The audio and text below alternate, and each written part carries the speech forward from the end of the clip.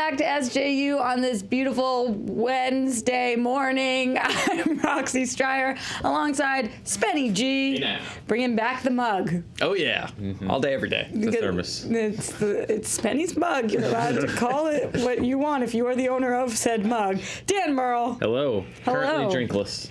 Oh, what happened?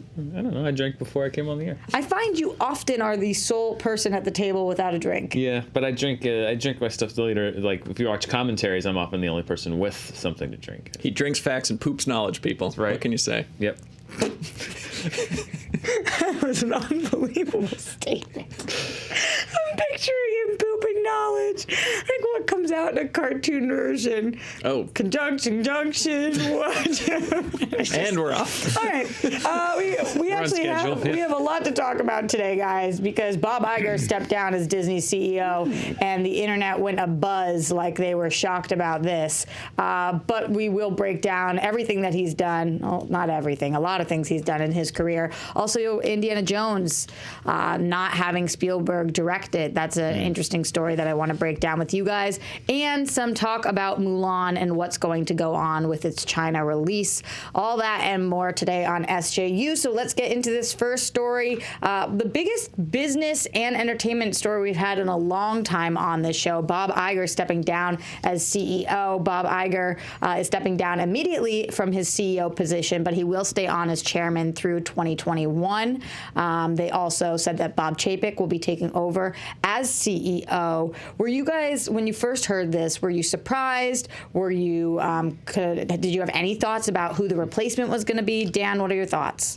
Yeah, I mean, it had long been rumored that he was going to retire next year, but the idea of like, not only am I naming a successor, I'm also stepping down and it's effective immediately. Like that's pretty jarring. Shocking, very jarring, but the idea, that's why I think they were very clear to message the fact that he was going to be there as chairman through 2021. He would continue to guide the creative output through 2021, but I think it does set up a lot of very interesting tea leaves for how they might run the company in the future. Spenny, Go on. No, I'm curious. Oh, you want to know about the tea leaves? Yeah, so Dan, read them leaves. So spill the leaves. Spill the tea. I'll be Sybil Trelawney here, and we're gonna do some divination. Inner geekdom. I think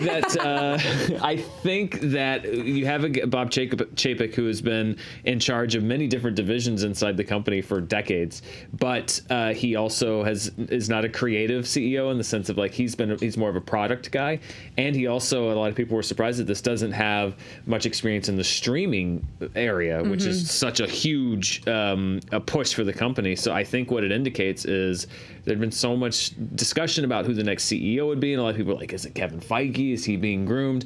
Is he going to step in and sort of be the creative guide for the entire company? That was the name that I heard most as well. But I think what this shows is that Disney's strategy, in my opinion, looks like it's moving more toward you have a CEO who guides the business affairs generally of the company, and then you have several divisions that are guided by their own sort of mini CEOs. So to me, I think it indicates an even further move for the company toward having these sort of mini magic kingdoms that are run by a Kevin Feige type, like Kathleen Kennedy runs Lucasfilm, and even with streaming, it seems like instead of a CEO that's very hands-on and very in the streaming world has their streaming chief, and that person handles streaming, and they report obviously to the CEO. But to me, it seems much more like a CEO who's sort of a big picture person, and then a lot of delegation to different divisions that then sort of run their own ship, reporting upwards. There's many different ways to structure a company, and this is one of them. You got all that from the leaves? Wow. That's just how I see it. By picking someone who's a product guy and who has been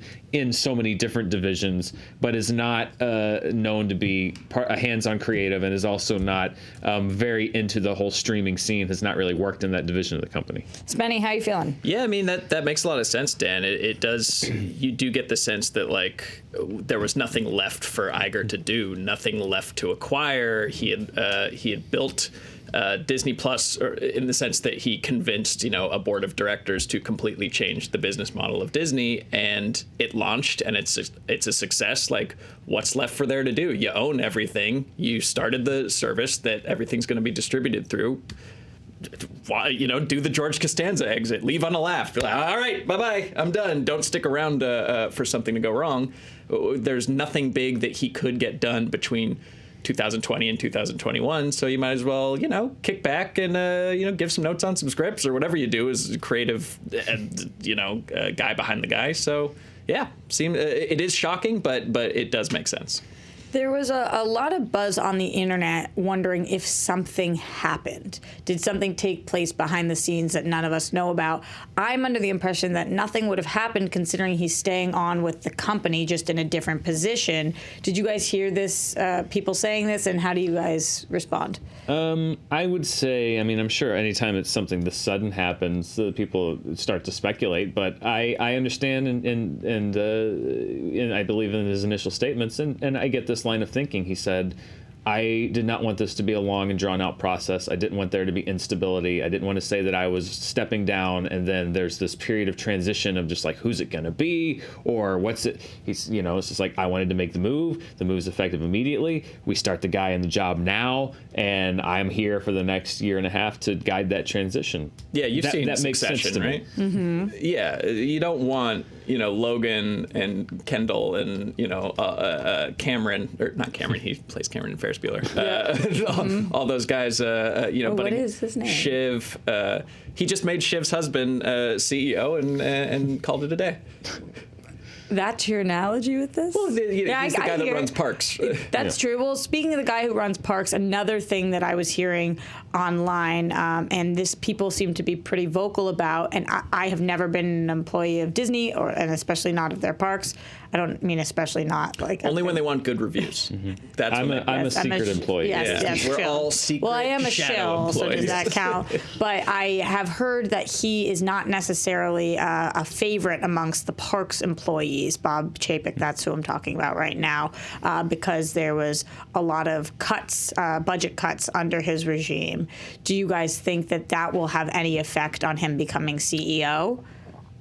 Yeah, it could be. It could be because the CEO, it's made in conjunction with the board of directors, right, and Bob Iger. So they might have said, Bob, we just gave you millions, if not billions of dollars to acquire all these companies and start Disney Plus. Now let's put someone who's more of a belt tightener in charge and can kind of crack the whip about spending. But so you think that might be actually why he was put in the position he was? Yeah, that's how he's. The first thing that I read about this guy, Bob Chapek, was that the parks, and a lot of people get caught in the whole Galaxy's Edge thing. It's like, is it really? But traditionally, and particularly in the last several years, the parks division has been purportedly the most profitable division of the company. So yes, he may be unpopular with the employees because of budget cuts, et cetera, but at the same time that he's producing a division that is making a lot of money for the company. So is that the right way to run the company? I don't know. I don't work for Disney. I don't know what those budget cuts may or may not have been.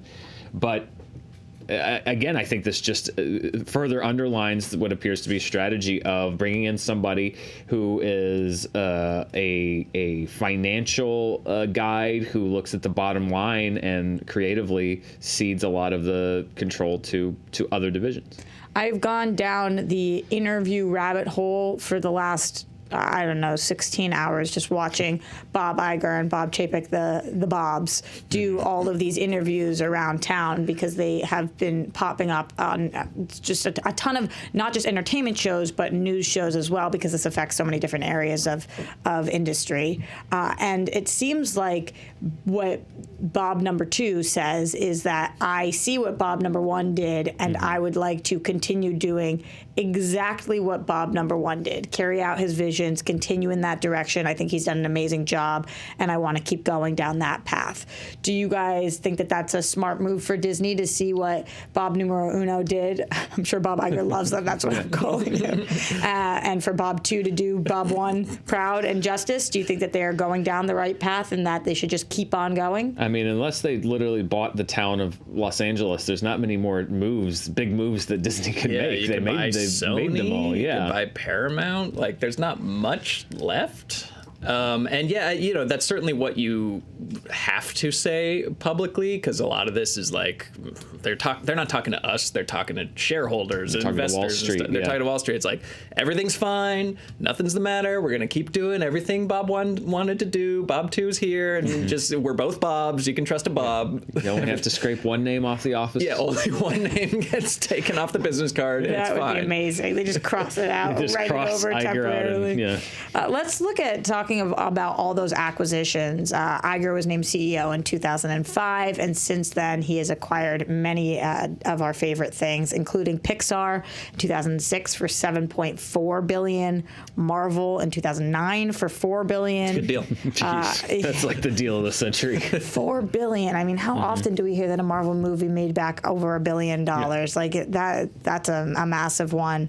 Lucasfilms also for $4 billion. Also a good deal. What do you guys think is the better steal, Marvel for $4 billion or Lucasfilms for $4 billion? Marvel. Because I don't think they've lost. I don't think that they've yet to lose money on any Marvel. Lose money on any Marvel film since the acquisition. So Lucasfilm, they took a bath on Solo at the very least. Yeah, I think Marvel's. Does it include merchandising for all of those? So I don't know. Star Wars merch.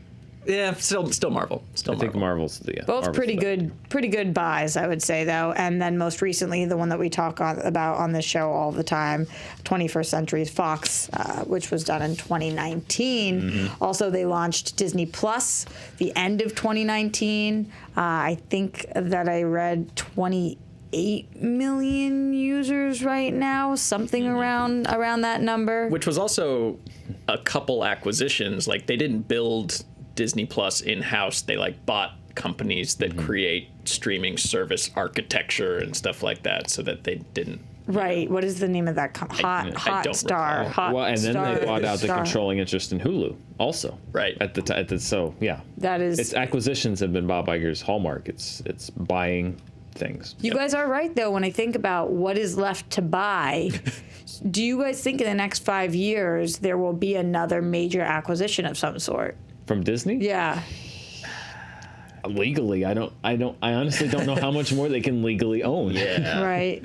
I mean, do they own? Well, they own ESPN, so like they've got they own sport. ABC. Do they still? They don't still own like the Ducks and the Angels. I think that was Eisner, but I could see them like.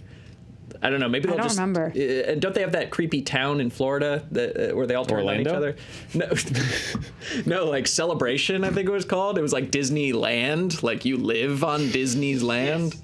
Yeah, I think they'll probably go full. I don't even know what you're talking about. It's like when we did that Twilight. When we went to the Twilight town. Yeah, but permanent. So like they're gonna buy like Laredo, Wyoming. And yes, everyone's gonna start wearing orange robes and gathering up in northern Idaho, and Disneyland.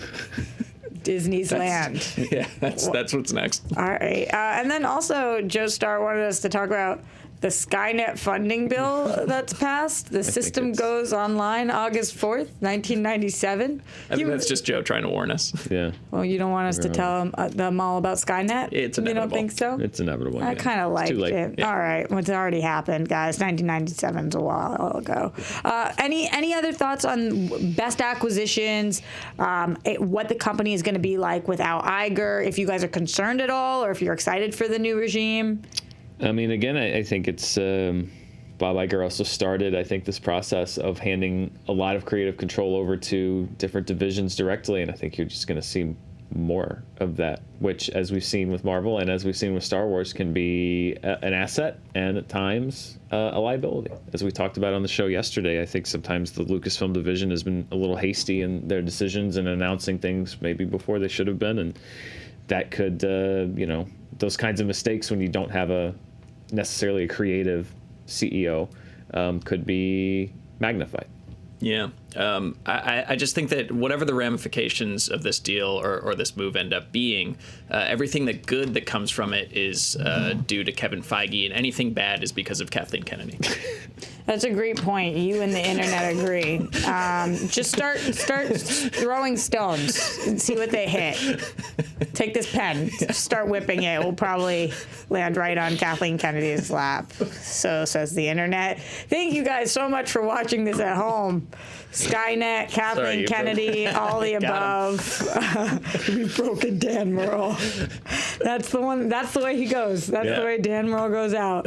What do you guys think? I know that most people were surprised by this. Obviously, not surprised that Bob Iger was leaving at some point, but surprised in the way that it happened and as quickly as it happened. So let us know your comments below. Also, don't forget to subscribe, like this video, hit that bell. Yeah.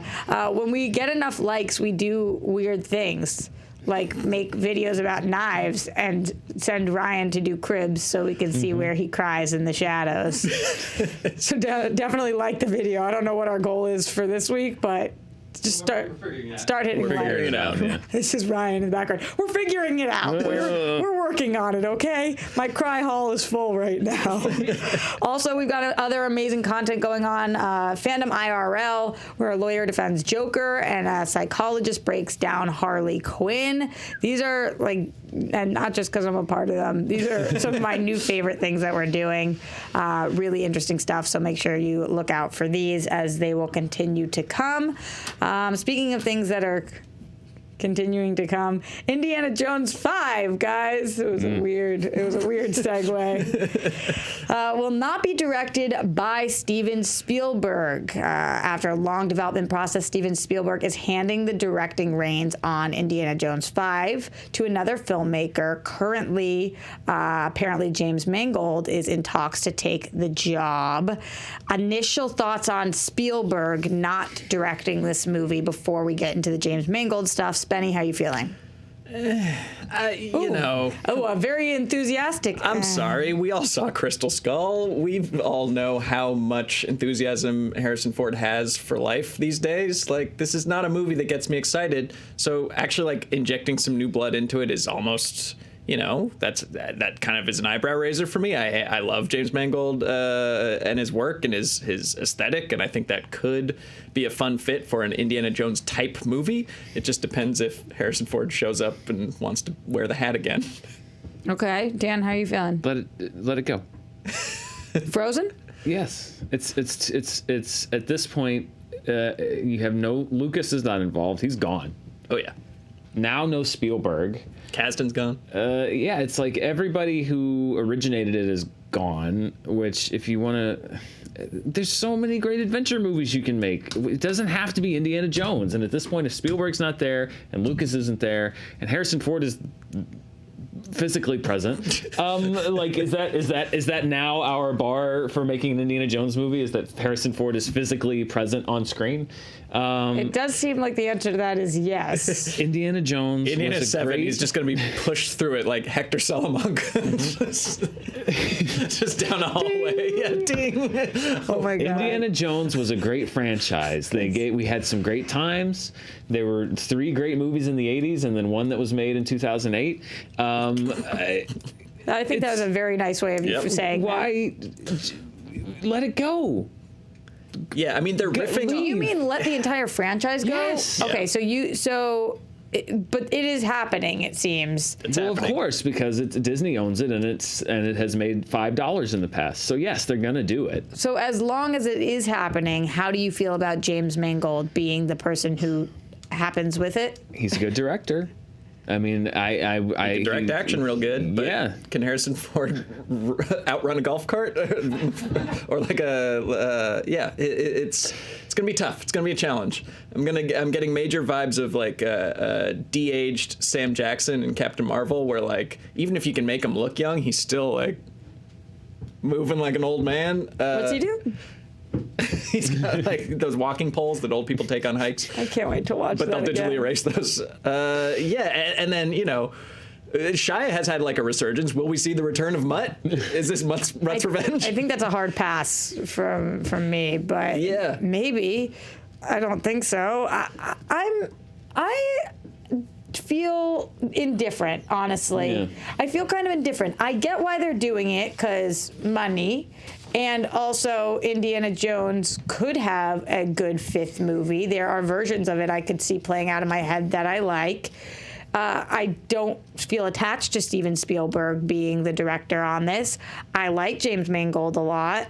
So for me, I'm okay. If this movie is going to be foisted on us, right, with whether we like it or not, then I suppose that James Mangold is probably up there among these sort of the directors that I'd be like, okay, listen, if we have to do this, then I trust James Mangold. But again, it's like, it's not like Lucas. It's not like Star Wars, because Lucas handed the reins over for directing Star Wars. 2 of the 3 original films were directed by people that weren't George Lucas. Like Steven Spielberg, so much of that franchise and the feel of it, like, plus by the time this is ready, will John Williams be able to do the score? Did he direct Temple of Doom? Spielberg? Yeah, he did. He's directed every Indiana Jones movie. Interesting. Why is that one so different? I think there was a weird time in his life. Acid? I think he said that. Okay. It's a very odd time in his life, and he had a lot of darkness going on.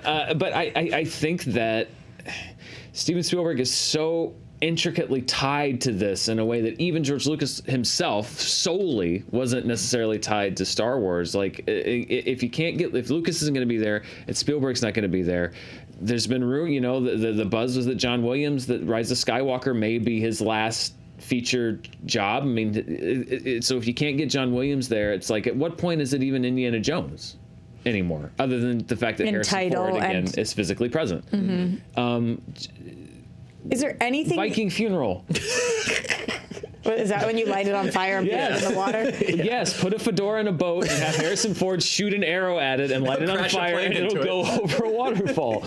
Is there anything that Indiana Jones 5 could do, anybody they could attach, or anything you guys could see that would make you be like, actually, this was for sure the right move? Yes. Look, if they fully Loganize him, that's hilarious. If this is like old man Gritty Jones, and he's lost it all, and he's just got to steal one more artifact just to feel alive. Like, if they went in a completely different direction, that'd be interesting. But so much about Indiana Jones is like a throwback to these like comic strips of the 30s and of these daring adventurers and stuff like that. And that's like an archetype that Harrison Ford isn't anymore. It's just weird. It'd be like McLovin playing Captain America. It just doesn't fit. I'm picturing it now. Dan, anything they could do? I mean, I'm sure they could probably make a great movie out of it, but that would help. I think I said that. Yeah, I mean, it'd be nice if it was a good movie. I think I've just said before, is like, the fact that we don't let anything go means that the life cycle of everything now is like, well, they're old and the mortality is upon them, and it's like, the Indiana Jones films are like based on these serials of the 30s of daring do and punching a guy and ducking under an airplane. It's like, Harrison Ford can't do it anymore, and that's fine. He's in what is he? He's in his 70s. He's close to 80. Like, don't make him do this Elder anymore. Abuse. It's like it was great. It was wonderful. Nothing can take those memories away. Let's all let it go. Just let it go over the waterfall. No, it just doesn't feel like it's going that way. Best of luck to all of us with Indiana Jones 5. Let's talk Mulan, guys. Mulan. The coronavirus is shutting down all 70,000 of the Chinese theaters since January 24th. It's unclear and more unlikely every day that multiplexes will reopen in time for the planned release of Disney's Mulan. When I was going down my rabbit hole of the Bobs were talking about the coronavirus, and it seemed to be the one thing that they did not want to talk about, B, know how to talk about, C, have any answers for, probably because it's a virus. So When will our media executives explain this viral outbreak? So one of the only things that Disney does not have control over is the coronavirus. I've seen some internet videos that would say otherwise. Yeah. So everything is a Disney conspiracy. Bob number 2 said many times, I am not prepared to speak on that at this time, but Sure. when we do come back, we will come back better than ever. That seemed to be the blanket statement. What do you guys think about Mulan? Do you think that this is going to majorly negatively affect the movie and its release? And what do you think that Disney could do possibly to combat that, if anything? Dan? Mulan is in several weird situations. They've got a whole political thing happening with the Starr and Hong Kong, yes. and like that is like really sort of in the conversation. And now this, obviously, the discussion around Mulan from the very beginning, from the time that they were making this movie, was the idea that, you know, Disney's been making inroads in China, and that this could potentially be a breakthrough hit, at least for these live action films, you know, on a scale that they haven't yet seen. So yes, this is obviously a massive story when it comes to the performance of the film, but there's so much now more wrapped up in it that it's become it's chaos theory. It's like, this seems like it should have been a cut and dry, fairly easy case for Disney as far as the release and everything of this film, and it is now proving to be its most complicated ever for reasons that are completely, by the way, out of their control. So you mentioned those reasons, but also on this show, we've talked about the PG-13 rating. We've talked about the fact that this is not going to be a musical. It's the first adaptation of an animation to live action that Disney is doing that is not going to have all of those hit songs that people know and might drive traffic to theaters. Spenny, are you concerned about the release of Mulan? It did have a $200 million budget. Yeah, I mean, it doesn't look like it's going to happen on its release date. I don't see why it's like, you know, movies get delayed. I don't see why they can't just delay release, but I guess they'd have to delay it indefinitely. Like they won't be able to pick another date, because who knows when this will be over. Right. That's the thing with China, is it's a little bit different because it's not really up to the studios to work with the chains to work on a distribution date. It's up to the government in China. So if you miss your date, there's no guarantee when or if that film, particularly because there are many Chinese movies that have not come out that the government is more than likely going to prioritize because it supports the local film industry, especially when the money starts flowing back into the box office. They want that money going to Chinese studios and to Chinese films, not a portion of it going overseas back to other countries, because they have their own film industry to revitalize. So I think it's not necessarily the idea of like, oh, well, it'll come out eventually. It's more of like, if you miss your date, it's literally now an open question indefinitely until they can figure it out. And that could be months. If you release it worldwide, except for China or plus the whatever other countries are affected, like, you know, this is a country that already has piracy, you know, it has a long history of film piracy. So like, there's no way. I think you need to wait and go China first for a movie like Mulan. You think that they should pause on the release of it in the States as well, you're saying? Yeah. Just in general, the release. Yeah, just hold off. But where are they going to put it? Disney has mapped out every single release for the next 4 years. So if you don't release it now, then when do you release it? To where you're not cannibalizing yourself. It is welcome to the job, Bob. Too. Yeah. Right. Figure it out. It's a tough situation. We did see Lion King hit over $1 billion.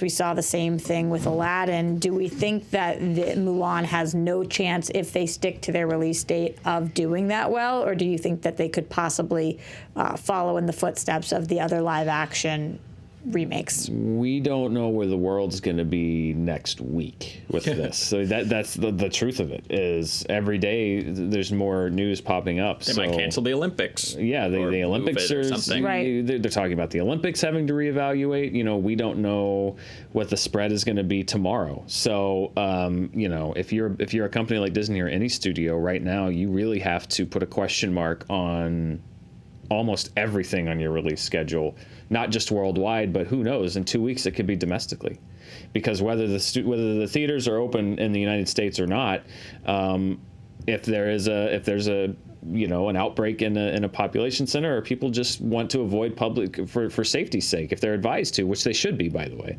if that is a health hazard, then everything is up in the air. So what do you think, Dan, honestly, right now, the conversation should be? What do you think that how should they even try to plan to figure out what are their options even? I mean, first and foremost, the conversation, you know, should be, obviously they're all businesses, but whatever decision they make needs to be in the interest of safety, of, you know, complying with whatever needs to be done to keep people healthy and safe. I know that's not, you know, for a lot of people, it's like, well, it's about making money. Like, there are more important things than making money. So I think that needs to be the first thing that they consider, and listening to what the health officials say, what is in the interest of keeping people from getting sick. So I think that's what their conversation should be. Do we think that it is possible that they might reassess their entire slate if they do have to move this movie? They shift 25 other movies? They have to. Yeah, it's not really. I think there'll be no choice. They just need to kind of wait and see, like we all do, because the situation is going to force their hand one way or another. I love every single reporter asking Bob 2.0, like you said, first day on the job. So, like, what about the coronavirus? Right. That's literally like asking about what are you going to do about the weather in New York in 3 weeks? Yeah. There's you can't. Yeah. You can. There's projections. You can maybe get a rough idea, but like that's like asking someone to act on things that are 47 steps ahead. Like, I do not envy him having to answer those questions right away, because the truth of the matter is there is no answer, because nobody knows. Yeah, he's like, a week ago I was just watering down the Dole Whips to squeak an extra nickel out of people. What do you guys? I knew it. What do you guys think at home? Let us know how much you know about the coronavirus and what you predict for the future, because really you would have to be a future seer, a future teller, to be able to figure out what Mulan should do on this one. That's our SJU for the day. Spenny, It's been real. it's my favorite time. Oh. Where can the people find you until next time? All right. You know what? I'm not ready for this. You really sprung this on me. I'd stopped doing it for a while. Let me explain how little I sprung this on you. I promise, from here until eternity, anytime you and I are on the show together, I will ask you this question until you tell me to stop. Okay. I take back that promise. Something could happen. I don't know. How long is it going to be till you're back on? Tomorrow. Okay, so here's what you do. Okay. Go outside, for both of you guys. get in the time traveling phone booth that's in your yard. Travel around for 23 and a half hours meeting famous historical figures. The clock doesn't stop in Los Angeles. Come back, Spenny will be back on us. Hell yeah, you'll give the best book report ever. Yes. I love that answer. Dan Murrell, can they keep up with you in the same place? Yeah, well, there's going to be, I believe, later today, a review will be coming out for The Invisible Man, which opens this weekend here domestically. And then I believe tomorrow or Friday, there will be a review for Onward, which is the new Pixar movie, which opens next week. I haven't seen that yet. Is it good? I don't want to spoil the review. Oh, okay. I guess But I you just can have to find watch. out right here, Roxy. I'm going to have to watch the reviews then. Yeah. You guys can find me everywhere at Roxy Striar. And until tomorrow, after you circulate in your time machines, we'll see you back on SJU.